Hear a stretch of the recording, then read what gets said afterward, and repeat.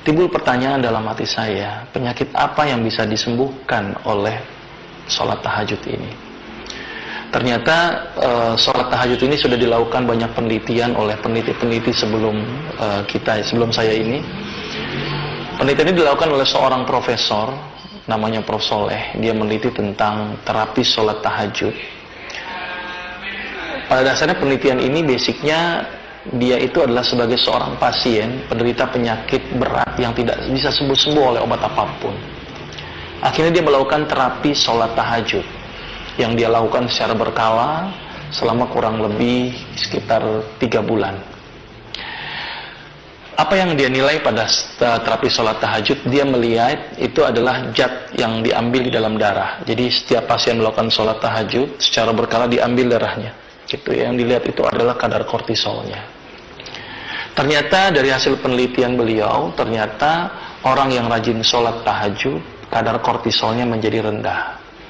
Ketika diambil kortisol, orang yang habis sholat tahajud diukur, ternyata sholat tahajud itu menyebabkan kortisolnya menjadi rendah. Kenapa kortisol kok bisa rendah?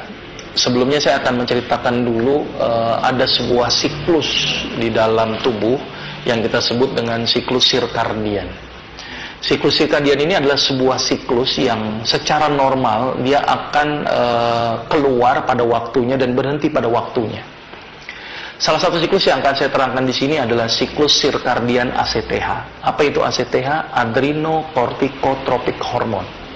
Di mana hormon ini dihasilkan oleh organ di dalam otak kita yang bernama hipofisis. Di mana hipofisis ini akan mengeluarkan zat tadi yang disebut dengan ACTH. Adrenocorticotropic hormone. Siklus ini cukup unik. Siklus ini ternyata memiliki siklus yang dia akan diproduksi secara rutin.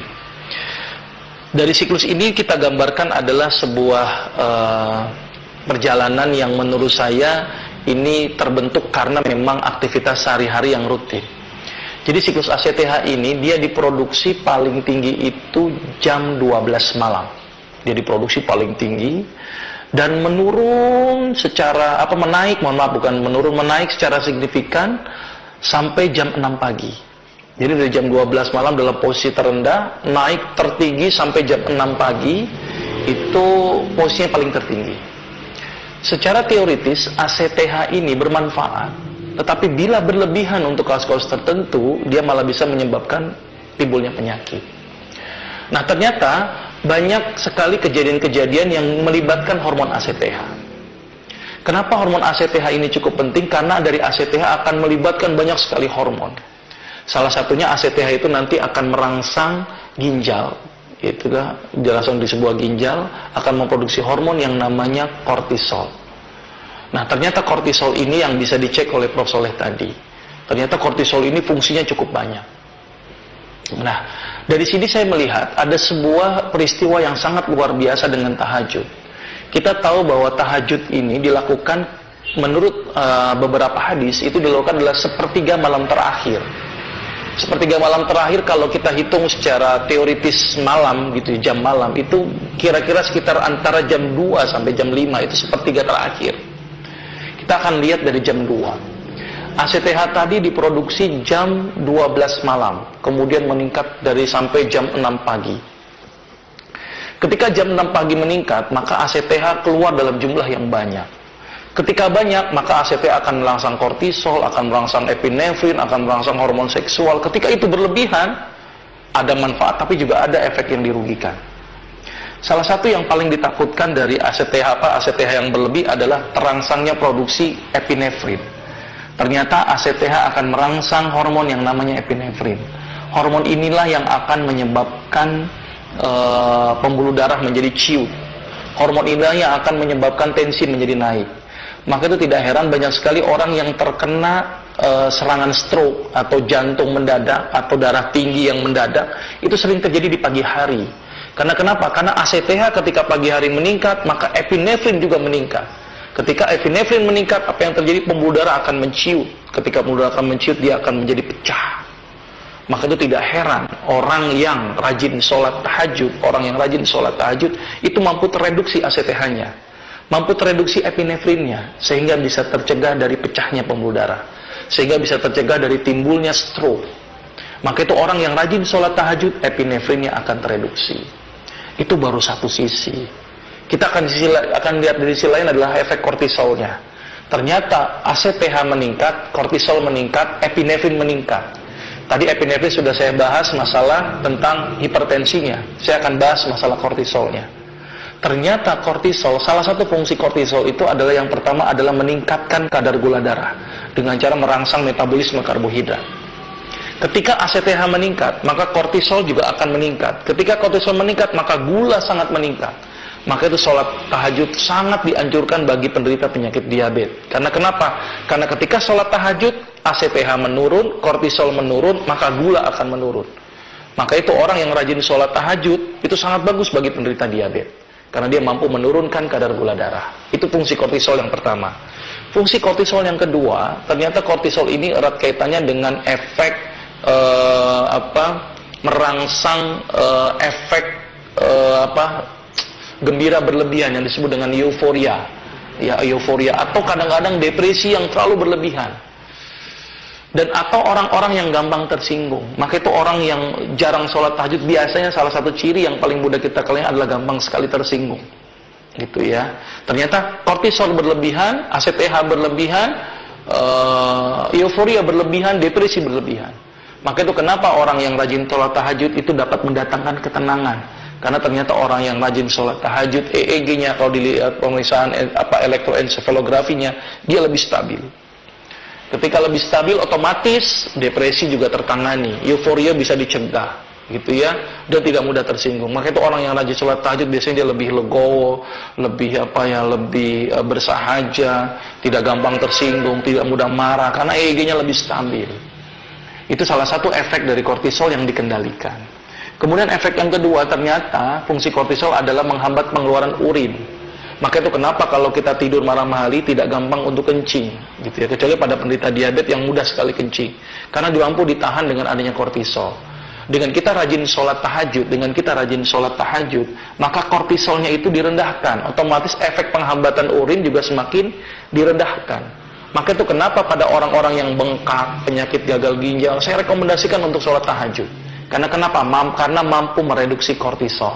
Ketika kortisol tereduksi, maka bengkak tidak akan terjadi, maka pembuangan urin semakin mudah.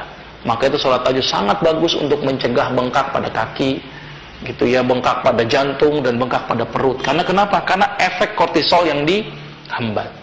Selain itu juga kortisol berperan penting juga untuk menghambat pembentukan limfosit. Maka itu tidak heran orang yang rajin sholat tahajud, daya tahan tubuhnya menjadi lebih bagus, karena efek penghambatan terhadap pembentukan limfosit itu dikurangi atau direduksi.